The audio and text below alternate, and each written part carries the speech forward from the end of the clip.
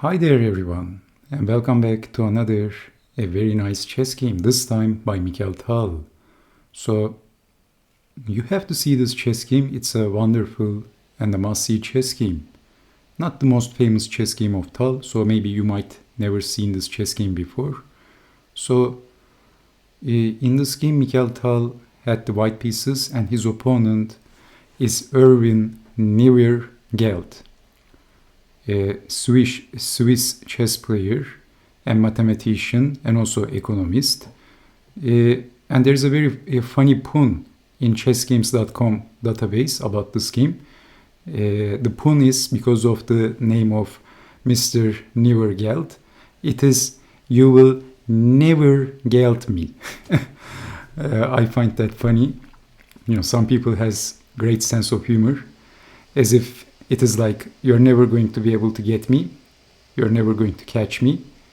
So let's see if Mikhail Tal has managed to catch his opponent in this chess game. Well, he did. Of course, you know he did, otherwise I would not show this chess game, but let's see how he did it actually.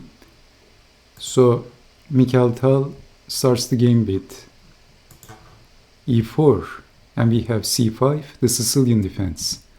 Knight to f3, knight to c6, d4, and we have the open Sicilian. Knight to f6, knight to c3, d6, and basically we have the Richter-Rauzer variation of the Sicilian defense. So e6, queen to d2, and then h6. Well, in this position, actually white has a very strong move. It is that simple at a very early stage of the game. Well, Mikhail Tal simply captured the knight, and actually this is a very strong move. Now giving up the bishop, and why is that? So Nievergelt saw what's happening here, and he captured the bishop with the pawn, not with the queen, because if capturing back with the queen, can you see what happens? Then you can see that this d-pawn is a weakness, and white is constantly going to attack that pawn, and how to defend. Queen goes back, and then white castles from the queen side. Basically, this pawn is a gunner. There is no reasonable defense in this position. So this is losing material, and white has the better position. So this is basically better for white, most definitely. Okay, so basically it appears that bishop takes on f6 was a pretty strong move by Tal. So g takes on f6, and then Tal castled from the queen side, not allowing bishop to b5, and then f4, bishop to d7, bishop to e2, developing the pieces, pushing the pawn, and then king to b1, a prophylactic move, queen to b6, knight goes back, and then black also castled from the queen side. So we have rook over. Well, Tal's idea is very simple. He wants to lift the rook up and then swing the rook over, and white has lots of pleasant flexible choices, some flexible ideas. So white has a flexible position, this is what I'm trying to say, with lots of attacking ideas, and lifting the rook up is one of them. So bishop to e7, and simply Mikhail Tal is lifting his rook up, and he can also swing the rook over to h3, and you can see that this pawn is also a weakness. So Mr. Nievergelt is also targeting Mikhail Tal's pawn on g2, and Tal is defending, bishop goes back, king over, rook over, and Tal is actually threatening to capture the pawn, because if bishop takes, you can see that it is going to be check, and then we can capture the bishop next. So that's a threat. Black needs to address that, and black is defending like this, moving the target away, bishop to c8. And then a3 by Tal, so he can also play knight to a4 at any moment. Queen to e1, and rook up, and knight to d5 by Mikhail Tal. Basically, actually this is not truly a knight sacrifice, but Mikhail Tal played a very exciting move, and this is also forking the queen and the bishop. So Nievergelt, the Swiss chess master, captured the knight, and then e takes on d5, and you can see that white is getting back the compensation. White is getting back the piece very quickly. So this is also attacking the knight and also attacking the bishop. So knight to e5 and simply capturing the piece back. And f takes on e5, and actually we can say that the position is for about equal, but when you are playing against Mikhail Tal, one mistake is all it takes. You snooze, you lose. So it is that simple when you are playing against Mikhail Tal. So you had to play extremely accurately when you are playing against Mikhail Tal, and you also had to have nerves of steel, of course. So defending accurately and then counter-attacking should be your main goal when you are playing against Mikhail Tal, but the biggest problem is that his opponents usually doesn't defend very well. So this chess game is going to be a very good example. His opponent is going to crack under the pressure at the critical moment. So knight to a5 by Tal. So basically he's threatening to play rook to b3, and you can see that knight and the rook is going to aim on b7. So is the bishop on a6. The pawn is going to be pinned. So bishop to d8, attacking the knight, and it is white to move. Well, Mikhail Tal played a very exciting move. He played knight to c6, that's check.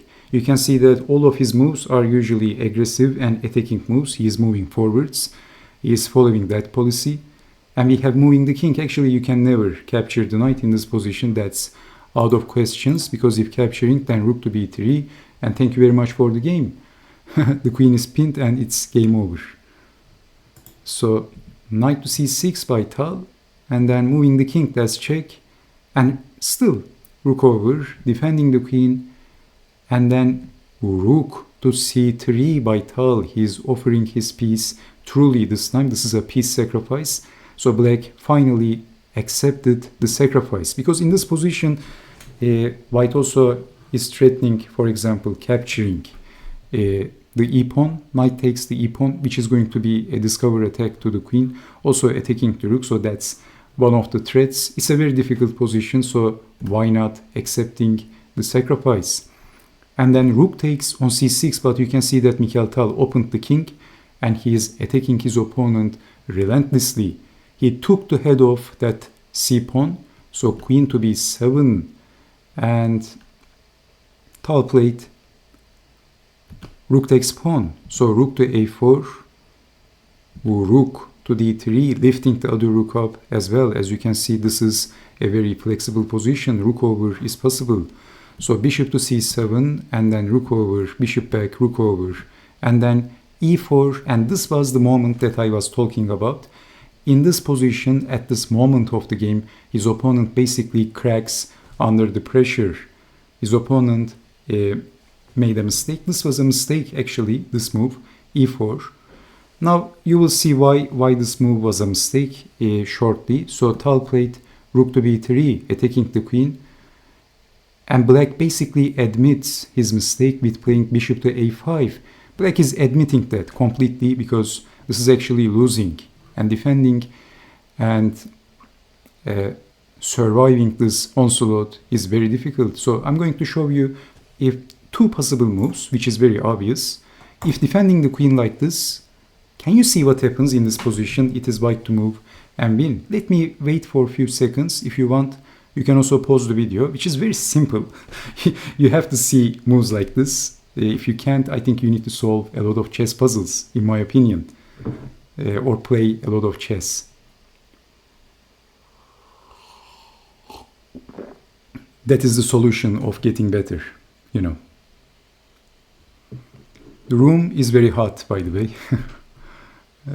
Anyway, so did you see the move? Queen to c3. This is why. Actually, I told you that this e4 move was cracking under the pressure. So you can see that this e4 is a disastrous of a move. So you can see that this is both attacking the bishop and also attacking the rook, and there is no reasonable defense in this position. So in here, this is why black cracked under the pressure. e4 was a mistake. f6 should have been considered, which is very obvious right now. Of course, when you're sitting in your comfortable chair and analyzing these chess games with the help of computer chess engines, It's easy to say, but it's not so easy when you are sitting in front of the magician from Riga, Mikhail Tal, of course. But it's easy to say right now for me, of course. E4, and this was a mistake. So rook to b3, it created some problems in black's position. Okay, Mikhail Tal is a piece down, but he has two extra pawns, plus he has a very strong attacking position. And look at black's king. I mean, it doesn't look very safe. So we have admitting the mistake with bishop to a5. Again, queen to d7 is going to fail to this. It is going to fail to this move. And if queen to a7, then it's very simple actually. Rook takes bishop and then checkmate. I mean, very obvious. So rook to b3, bishop to a5, and Tal played queen to e3, still attacking the queen. And you can see that bishop takes is possible, rook takes is possible, I believe. So queen to a7, offering to exchange the queens. Tal says no. Tal played an unbelievable move. I mean, can you guess the next move of Mikhail Tal? I mean, try to guess Mikhail Tal's next move. In my opinion, that's one of the most exciting moves in the colorful chess career of Mikhail Tal. An unbelievable move, a very beautiful aesthetic move. In my opinion, it's a simple move. When I first saw this chess game, I said, okay, white can play that move actually, but can you find that move as well? What would you do if you had the white pieces?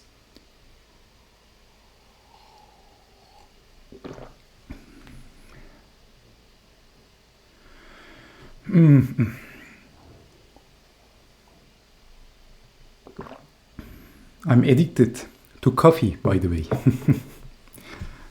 Okay, I hope you have seen the move. Queen to h6. What a fantastic move by Tal. And we have rook to d8. Black can't accept the sacrifice because of getting checkmated. This is deflecting the rook, and black is getting checkmated. Only defense, checkmate. So queen to h6, defending the rook, but simply bishop takes. Everything is falling apart. If bishop takes, rook takes, queen is pinned. We can win the queen, and that's game over. Thank you very much for the game. So bishop to d2, attacking the queen and hoping to deflect the queen. But Mikhail Tal was not born yesterday. He played queen to f6, attacking the rook. So queen to d7, defending. After capturing the bishop, black resigned. This is too much. This is game over because of this possible continuation. Rook takes bishop and then check, check. Basically, black is getting checkmated by force. There is no reasonable defense in this position. So thank you so much for watching. And sometimes I can continue showing Mikhail Tal chess games in this channel. So if you enjoy the chess games of Mikhail Tal, stick around. I'm going to be back with more chess games. And Mikhail Tal gets his opponent. He gets Mr. Nievergelt. You will never gelt me was the pun for this chess game, which is funny in my opinion. And Tal catches his opponent. He got his opponent off guard. And that critical moment, pushing the pawn, was basically cracking under the pressure, you know. That's what happens against Mikhail Tal sometimes. So thank you so much for watching. Stay safe, take care, and bye-bye.